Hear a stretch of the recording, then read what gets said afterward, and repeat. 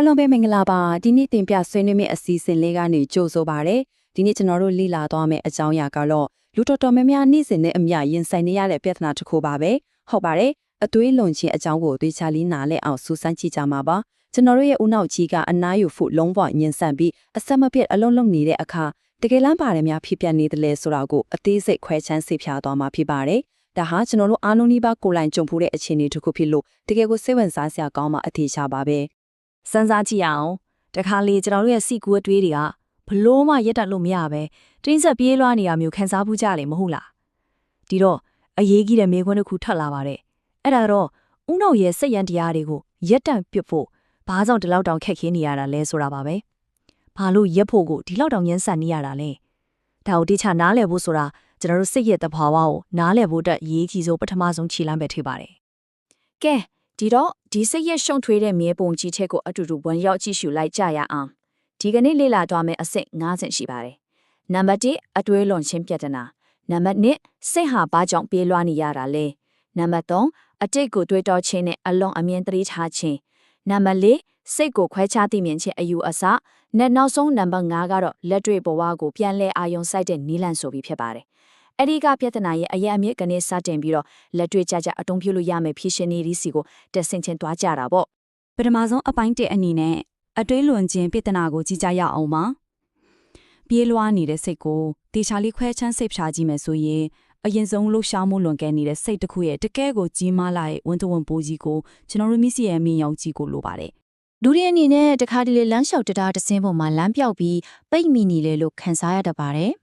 ဒီလိုအတွေးလွန်ခြင်းရဲ့ထင်ရှားတဲ့အဆင့်ဒီမှာဆိုရင်အတွေးတွေဟာရှေ့ကိုခရီးမဆက်နိုင်တော့ပဲအဆက်မပြတ်တန်တရားလဲနေတတ်ပါတယ်တရားပေါ်မှာဆက်လျောက်နေပေမဲ့တစ်ဖက်ကန်းကိုဘယ်တော့မှမရောက်နိုင်သလိုမျိုးပေါ့ဗျာစိတ်ကလည်းအဖြစ်တစ်ခုကိုရှာမတွေ့ပဲဒီနေရာမှာတင်ပတ်ချလဲနေရတာဖြစ်ပါတယ်ကဲအပိုင်းနဲ့စိတ်ဟာဘာကြောင့်ပြေးလွှားနေရတာလဲဆိုတာကိုဆက်သွားကြရအောင်ဘာကြောင့်ရက်တံဖူငင်းဆန်နေရလဲဆိုတာကိုသိဖို့အတွက်ဒီချက်တီကနေသစင်ဦးနှောက်ရဲ့အတွင်းပိုင်းရန်တရားတွေကဘယ်လိုမျိုးအလုံးလုံးအောင်တိဆောက်ထားတယ်လဲဆိုတာကိုဆက်ပြီးလေ့လာကြည့်ကြပါမယ်ဒီနေရာမှာအပိုင်း3ဖြစ်တဲ့အတိတ်ကိုတွေးတောခြင်းနဲ့အလွန်အမြင်တတိချခြင်းအကြောင်းရောက်လာပါပြီတကယ်တော့အနာမရတဲ့စိတ်ကိုဖြစ်စေတဲ့စိုးရင်ပူပါမှုရဲ့အဓိကတရားခံတဲ့ဦးလို့ပြောလို့ရပါတယ်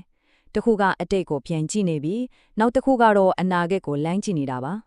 ပထမဆုံးတစ်ခုကိုကြည့်ရအောင်အဓိကအရေးကြီးတဲ့အချက်ကတော့ rumination လို့ခေါ်တဲ့အတိတ်ကိုထပ်တလေးလဲတွေးတိုးခြင်းဟာရိုးရိုးစိတ်ခံစားမှုပြဿနာတက်မဟုတ်ဘူးဆိုတာပါပဲတကယ်တော့ဒါဟာစိတ်ရတရားပိုင်းဆိုင်ရာပြဿနာတစ်ခုဖြစ်ပါတယ်ပြီးခဲ့တဲ့ဖြစ်ခဲ့တွေကိုအဆက်မပြတ်ပြန်လဲအသက်သွင်းနေခြင်းအဖြစ်ဦးနောက်ကိုအတူအယောင်လှုပ်ရှားနေစေတာပါစဉ်းစားကြည့်ပါမလိုအပ်တော့တဲ့အချက်လက်ဟောင်းတွေကိုစိတ်ရောင်တယုံကနေကုန်ချမ်းဒီအနေနဲ့ပြန်လဲအသုံးပြု recycle လုပ်နေသလိုမျိုးဦးနောက်ကအနားမရပဲအလုတ်လုံနေတာဖြစ်ပါတယ်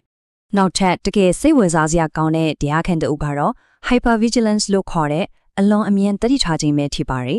်ဒီအရာကဘယ်လိုလုပ်တယ်လဲဆိုရင်အနာဂတ်မှာဖြစ်လာနိုင်တဲ့စိတ်ဖိစီးမှုတွေဥပမာငွေကြေးကိစ္စတွေရာသီဥတုမိုးကြွမှာကိုစွဲရင်တာတွေကနေစလို့ပြဿနာပေါင်းစုံကိုပင်ပန်းနွမ်းနယ်စရာကောင်းတဲ့မျော်လင့်ပူပန်မှုကွန်ရက်ကြီးတစ်ခုဖြစ်ချိတ်ဆက်ပစ်လိုက်တာပါပဲအရာရာတိုင်းကိုအန်တရတစ်ခုလို့မြင်နေပြီးအမြဲတမ်းသတိဝီရိယတွေလွန်ကဲနေတာမျိုးဖြစ်ပါတယ်ဒီလိုရန်တရားတွေကိုဖော်ထုတ်ပေးတဲ့နောက်မှာတော့အပိုင်းလေးစိတ်ကိုခွဲခြားသိမြင်ခြင်းအယူဆကိုရောက်လာပါပြီဒါဟာလူတွေရဲ့အမှတ်တညာနဲ့ပတ်သက်ပြီးအလွန်ရေးပါတဲ့သဒ္ဒနာပိုင်းဆိုင်ရာအချိုးအကွက်တစ်ခုပါပဲဒါကတော့ကိုယ်နဲ့ကိုယ့်ရဲ့စိတ်ဟာတစ်ထက်သီးမဟုတ်ဘူးဆိုရဲခွဲခြားသိမြင်မှုဖြစ်ပါတယ်မိမိဒီမိမိဤစိတ်ဟုတ်ယုံကြည်ခြင်းရဲ့အန်ဒီယေကိုကျွန်တော်တို့တေချာပေါက်တတိပြုရပါမယ်လူတယောက်ရဲ့အစစ်အမှန်ဖြစ်တည်မှုဆိုတာထဲမနိုင်သေးမြတ်ဖြစ်နေတဲ့စိတ်ဆိုတဲ့စိတ်ရန်တရားကြီးနဲ့လုံးဝကိုတိချစီဖြစ်နေတဲ့ဆိုတာကိုဒီနေရာမှာရှင်းလင်းစွာမြင်တွေ့နိုင်ပါတယ်စိတ်ဆိုတာအတွေ့တွေကိုထုတ်လုပ်ပေးနေတဲ့စိတ်ယုံတစ်ခုသာဖြစ်ပြီးကျွန်တော်တို့ရဲ့အစစ်အမှန်ကိုယ်ပိုင်ဖြစ်တည်မှုမဟုတ်ဘူးဆိုတာကိုတတိပြုမိဖို့အလွန်အရေးကြီးပါတယ်တကယ်ကိုအထီးကကြတဲ့အချက်ပါပဲကဲဒါဆိုရင်အပိုင်း9ဖြစ်တဲ့လက်တွေ့ဘဝကိုပြန်လဲအာယုံစိုက်တဲ့နီလန်းကိုဆက်ကြည့်ကြရအောင်အဲ့ဒီလိုပြေးလွှားနေတဲ့စိတ်ရင်ထရာကြီးစီကနေယုံထွက်နိုင်ဖို့အတွက်ခန္ဓာကိုယ်နဲ့လက်ရှိပတ်ဝန်းကျင်စီကိုသတိပြန်လဲရောက်ရှိစေမဲ့အထောက်ထားခိုင်လုံပြီးအလွန်စနစ်ကျတဲ့နီလန်းတစ်ခုရှိပါတယ်ဒီနီလန်းလေးကတော့တော်တော်များများကြားဖို့ကြမဲ့943နှစ်တိနီလန်းဖြစ်ပါတယ်အဆင့်5ကနေအဆင့်1အထိအောက်ကိုတဖြည်းဖြည်းဆင်းသွားတဲ့လုပ်ငန်းစဉ်ဖြစ်ပါတယ်ပတ်ဝန်းကျင်မှာမြင်တွေ့ရတဲ့အရာ5ခုဥပမာကော်ပီခွက်လေးလိုမျိုးအရာလေးကိုအာယုံစိုက်တာ ပြီးရင်ကြားရတဲ့အတိုင်းတွေကိုအာယုံစိုက်တာစသဖြင့်ရုပ်ပိုင်းဆိုင်ရာခံစားမှုတစ်ခုရသည့်အထိအဆင့်ဆင့်လျှော့ချသွားတာပါဒီလိုစနစ်တကျလိုက်နာခြင်းအပြင်အတိတ်ကိုတွေးတောခြင်းနဲ့အနာဂတ်ကိုအလွန်အမြင်စိုးရိမ်ပူပန်ခြင်းနှစ်ခုစလုံးရဲ့လက်စီပတ်လန်ကိုအောင်မြင်စွာဖျက်တောက်နိုင်မှာဖြစ်ပါတယ်အရန်ကိုထိရောက်တဲ့နည်းလမ်းလေးတစ်ခုပါ နောက်ဆုံးအနေနဲ့ဒီမေကုန်းလေးကိုနက်နက်ရှိုင်းရှိုင်းစဉ်းစားကြည့်စေချင်ပါတယ်